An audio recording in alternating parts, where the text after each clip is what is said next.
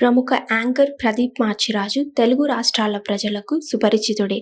బుల్లితెరపై పలు కార్యక్రమాలకు యాంకరింగ్ చేసి తనకంటూ ఒక ప్రత్యేక గుర్తింపును సంపాదించుకున్నాడు. మేల్ యాంకర్స్గా ఉన్న వారిలో ప్రదీప్ టాప్లో ఉంటాడు అనడంలో సందేహం లేదు.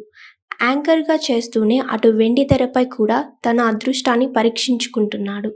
ఇప్పటికే 30 రోజుల్లో ప్రేమించడం ఎలా అనే సినిమాతో ప్రేక్షకుల ముందుకు వచ్చాడు. ఆ చిత్రం ప్రేక్షకులు ఆశించిన స్థాయిలో అలరించలేకపోయింది. ఇక ఇప్పుడు మళ్ళీ కొంచెం గ్యాప్ తీసుకొని అక్కడ అమ్మాయి ఇక్కడ అబ్బాయి అనే సినిమాతో ప్రేక్షకుల ముందుకు రాబోతున్నాడు. నితిన్ భరత్ ఈ సినిమాకు దర్శకత్వం వహిస్తున్నారు. ఇక ఈ సినిమాలో దీపికా పిల్లి హీరోయిన్ గా నటిస్తుండగా ఏప్రిల్ 11న ఈ సినిమా ప్రేక్షకుల ముందుకు రానుంది.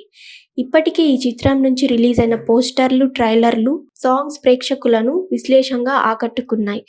పైగా Pawan Kalyan first cinema title కావడంతో మంచి అంచనాలు నెలకొంటున్నాయి.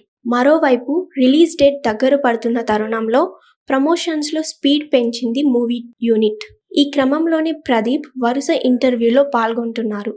అయితే 3 వయసు దాటినా కూడా ప్రదీప్ ఇంకా పెళ్లి చేసుకోకపోవడంతో ఆయన పెళ్లి గురించి ఎప్పటికప్పుడు వార్తలు వినిపిస్తూనే ఉన్నాయి. గత కొంతకాలంగా ప్రదీప్ ఓ టీడీపీ ఎమ్మెల్యేతో ప్రేమాయణం నడుపుతున్నట్లు గుసగుసలు వినిపిస్తున్నాయి. వారిద్దరికి సంబంధించిన ఫోటోలు సైతం వైరల్ అయ్యాయి.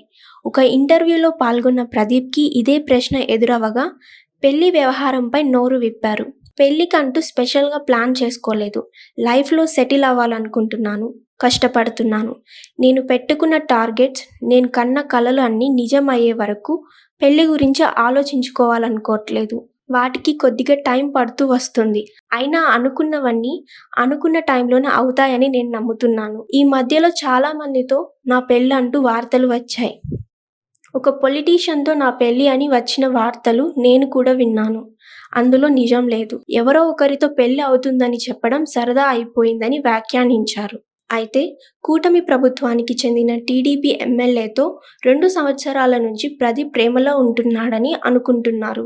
విదేశాల్లో ఉన్నత విద్యను అభ్యసించిన తరువాత ఆమె రాజకీయాల్లోకి అడుగుపెట్టారు. పోటీ చేసిన మొదటిసారి ఓటమి పాలవ్వారు. గత ఎన్నికల్లో ఎమ్మెల్యేగా విజయం సాధించారామె.